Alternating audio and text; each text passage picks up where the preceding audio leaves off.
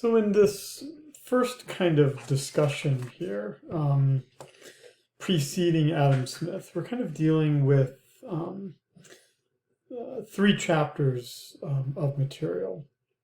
And so while I'm not having you read them, I thought what I would do here is just spend some time providing you kind of just a quick summary of it based on just talking about it.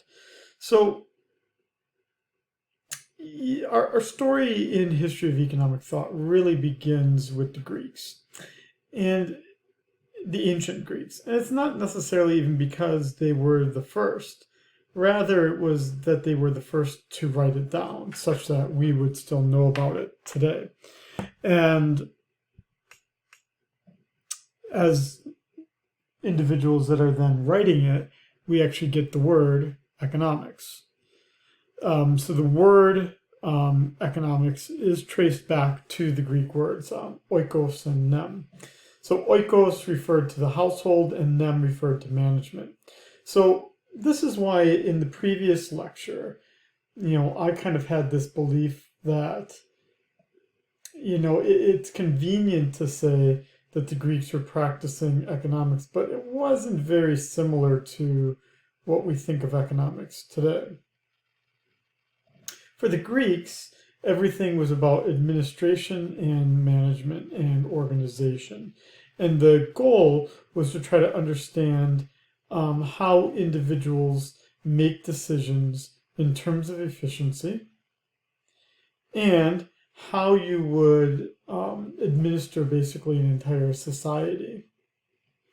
And so really the first kind of Greek economist that we could think of was Xenophon, which now I can actually rely on my undergraduate major of economics.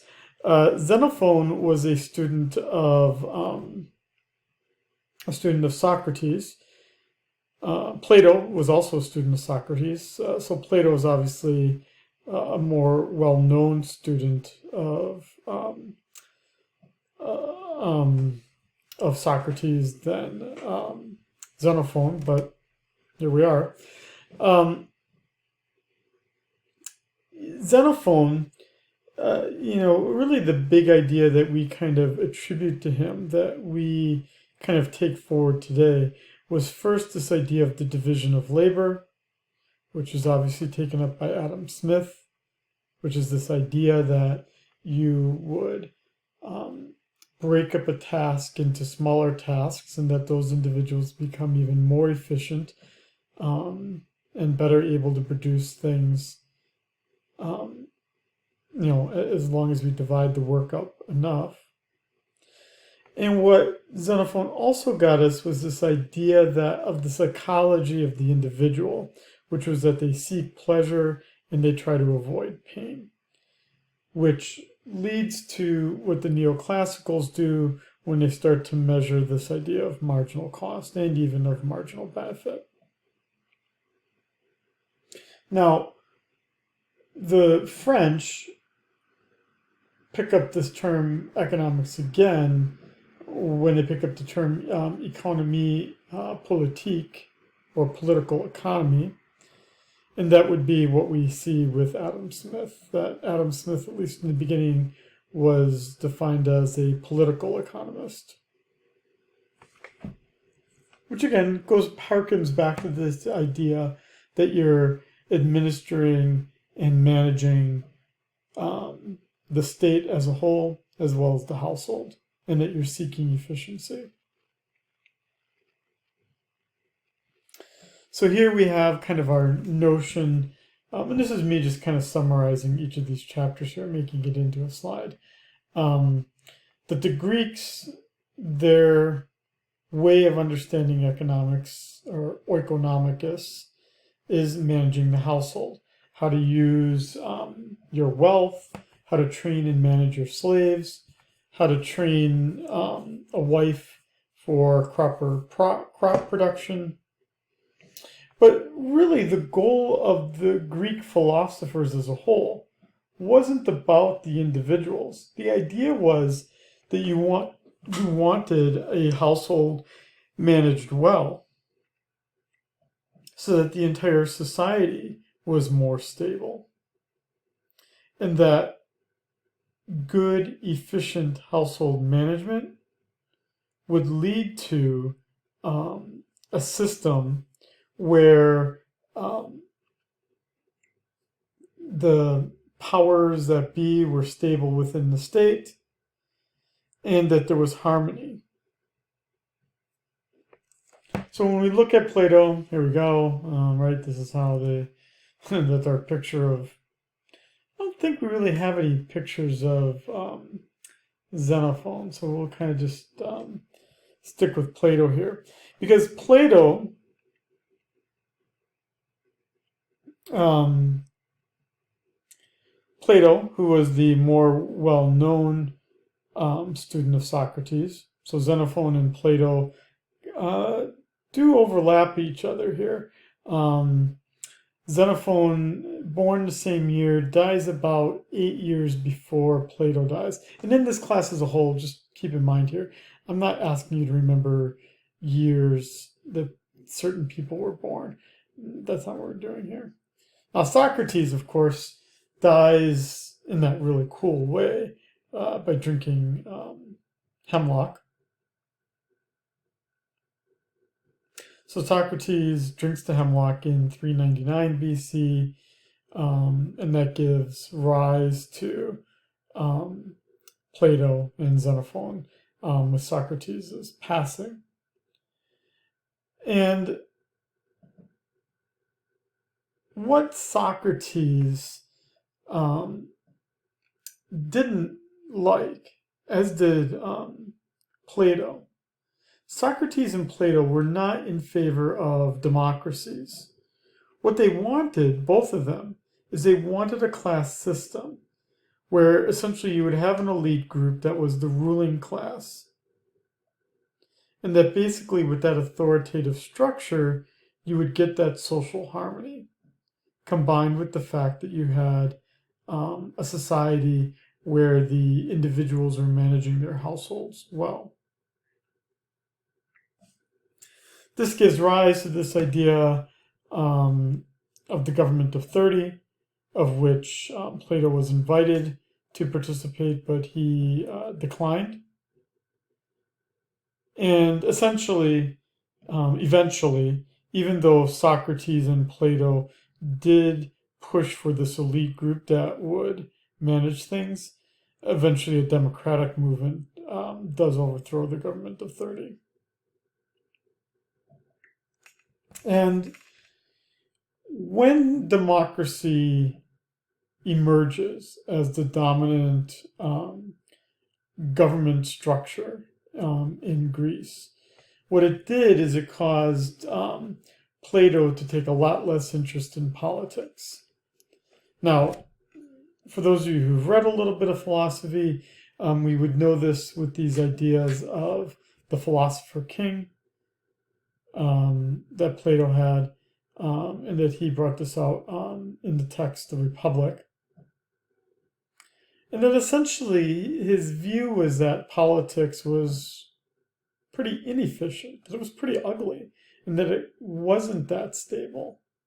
And that again, you wanted that authoritative structure of an elite ruling class to give you stability. Now, what Plato does do that Socrates, his teacher, did not do, what Plato does do is he forms the academy. He does this near Athens. Shortly, well, I guess about what? He was about 30 years old or so when he formed the academy. In that academy, students were taught mathematics and political theory, and that's where one of the students in Plato's academy was Aristotle. And so there you've got your three big Greek philosophers now. You've got Socrates, Plato, and Aristotle. Plato, along with Xenophon, being your kind of first oikonomikos economists. And again, in Plato, You get these initial ideas of specialization of labor, division of labor, along with Xenophon. And even with Plato as well, you do have this idea of goods being distributed in a marketplace, but he didn't see the marketplace as necessarily self-regulating. He did still really believe that you needed that elite ruling class to manage things.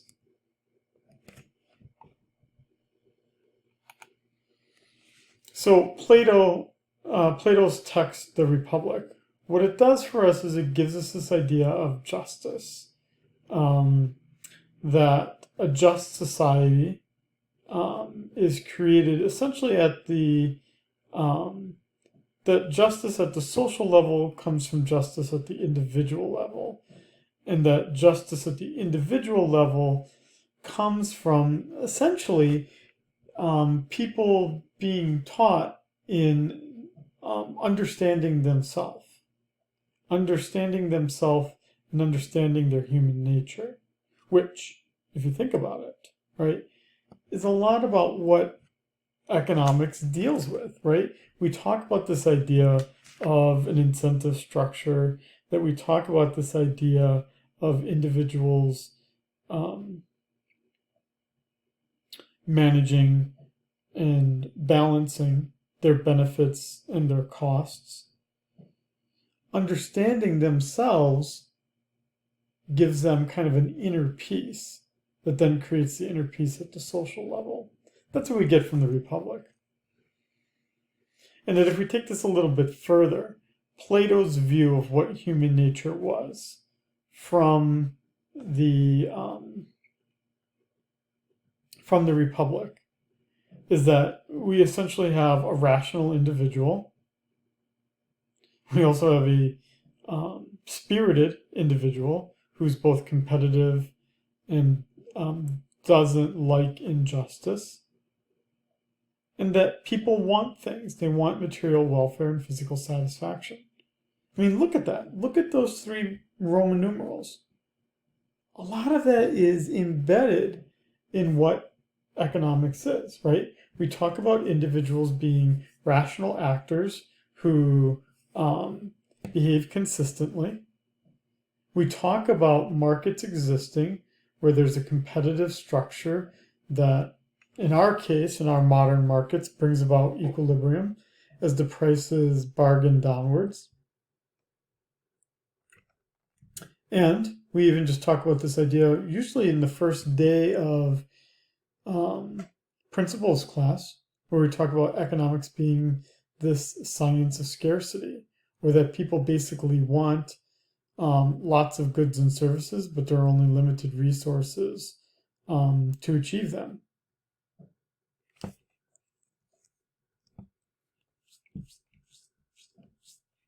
And so then we get these, again, as I had stated earlier, you get these 2 economic concepts from the Republic. The idea of the division of labor, which is actually later again taken up by Adam Smith, and you get rise of the market. But again, Plato's not too worried about markets bringing about a price or finding efficiency. For Plato, the market is all about how the goods themselves are distributed.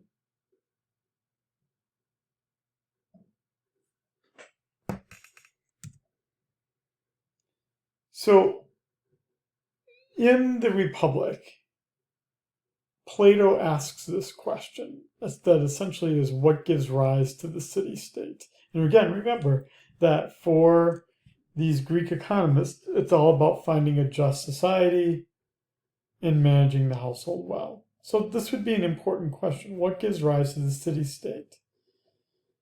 And that essentially his argument is that the city-state is going to arise out of necessity, that essentially people can't do things on their own, so that they do need to work together to achieve things, that people are different from one another, what we could call a natural inequality. People have different skill sets. And additionally, that in this society, we should then allow people, encourage people, if anything, even require people to focus on the thing that they do well, that specialized task that they do well. And that if we allow people to focus on what they do well, that there'll be greater efficiency, that there'll be economic benefits. The way we understand that today, as you would see it in economics class today, would be that free trade benefits all.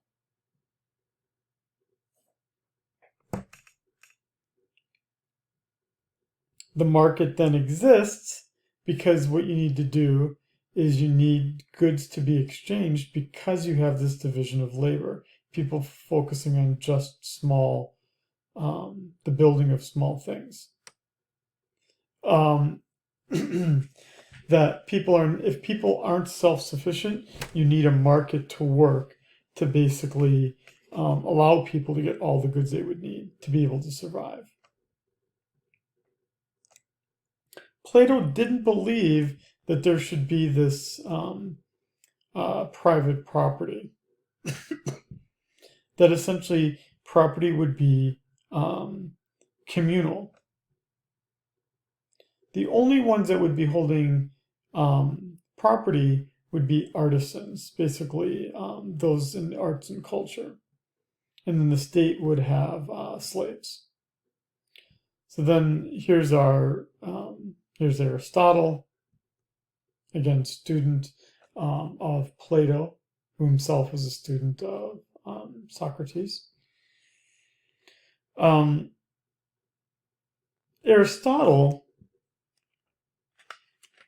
who extends a little bit more this idea of exchange that comes from this division of labor. He didn't necessarily understand that markets would give us a price, but he got really, really close to it, because essentially what he was doing is looking for fairness emerging out of a market. And the only notion we really have of fairness would be that we got the equilibrium price. And that we get this within Aristotle, this concept of potentiality. That essentially that people are born with unrealized potential, and that people then live a life to realize their potential, to kind of find some notion of perfection. And that this would be when enlightenment occurs. Okay, so again, a little bit philosophical here, but the idea is that the economy exists for people to be able to achieve their potentiality, and that they need time and resources to achieve this potentiality, and the only way they're going to be able to do that is if they specialize and then exchange with each other for the other things they need to survive. And so that's what we see here. But we add on to that this idea in his text, Nicomachean Ethics, this idea of the theory of money. Now, the money needs to exist because largely we have this market structure. And the key way that this starts to differentiate itself from the economics that we learn in principles class is that whereas in economics class we talk about scarcity being natural and just being a byproduct of a society where because of the way that people exist, for Aristotle, scarcity was unnatural, but it was actually a sign of a problem of people living beyond their means.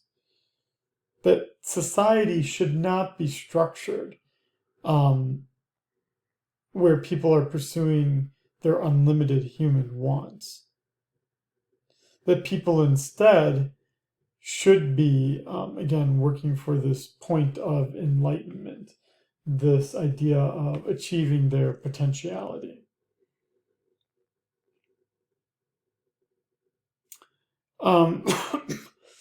So with Aristotle, again, we have this idea of the origins of exchange, where the exchange is coming about because individuals need to acquire wealth,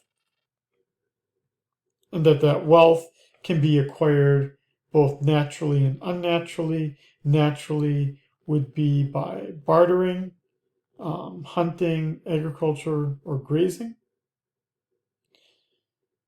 But that you could also acquire wealth unnaturally, which would basically mean not as preferred, by doing it through what we would today think of as a natural way of how you acquire wealth, which would be through market trade. The problem with that kind of wealth, the reason why it's unnatural, is that it's unlimited. And what Aristotle also gives for us that becomes part of Adam Smith and part of Karl Marx, which we'll learn later, is that he creates a difference between the use value and the exchange value. In Adam Smith, we're going to understand this as the diamond water paradox. Why do diamonds cost so much despite the fact that they're not essential for living, but why is water so cheap despite the fact that you do need it to live? And that the difference in the diamond water paradox comes from that use versus exchange value in terms of determining what something is worth. That the use value would be that we're satisfying some natural human want, but that the exchange value is just coming from this idea of monetary gain. And that what markets should strive for is this idea of the just exchange, or the Nicomachean ethic. That exchange should be based on wants. And that just exchange would be that we have some equality between traders. As I said, Aristotle didn't create prices, but what he was looking for was fairness, or in this case, the just exchange. And so we could think of these kinds of proportions that exist, where you could do a setup of what would be the fair trade between a shoemaker and a butcher of meat. But again, I'm not asking you to do that here. If you read the chapter in the textbook, you'll see this described a bit more. But just understand this idea that Aristotle is looking for this notion of fairness between the two. And that what we learn in the Principles of Economics class, in the chapter about money, is that early societies did barter, but that what it created was this idea of the double coincidence of wants, that it was difficult for bartering to create a very strong economy on its own, because how would you ever find someone that has what you need all the time based on what they have? So money needs to come into existence. But money then can be used to measure value, something that we obviously do today. But also the Greek economists were against using money to collect interest. In this case, the money isn't doing something for you. If earning interest is not earning money in a natural way, it's an unnatural way of earning money. And then again, you get this idea of, at least for Aristotle, where, again, we do have some notions of private property owned by specific groups, but that for the most part, what we're talking about, for the most part, we still have communal property existing. Now, Aristotle did argue that private property was superior to communal property for multiple reasons. progress, pleasure, peace, practice, and philanthropy, the 5 Ps. But again, in trying to find a stable structure, communal property generally does lead to stability more so than private property. But Aristotle does set the stage for later economists like the mercantilists and whatnot, where we could see that people do have a incentive to protect things that they personally own, and that actually might lead to land and whatnot being even more productive than if it's owned communally. Okay, so that kind of is our first foundation in economics, coming from the Greeks. But you can see here throughout this rather short lecture, and again, you get individuals that are specialists in this kind of thing in Greek economics. But you're seeing many of the seeds being planted here even in what we learned today. And if this is our first kind of formal lecture, what I hope this is already starting to illustrate for you, again, is this idea that in the history of economic thought, we're tracing back the branches of what we learned today back to previous theorists. Okay, there's much more that could be said about this, and that goes true for all of these chapters. So, for instance, if you read chapter 2 in the textbook, you'll get even more detail than what I provided in this lecture. But my point here was just to summarize some of the key ideas of what the Greek philosophers provided to us.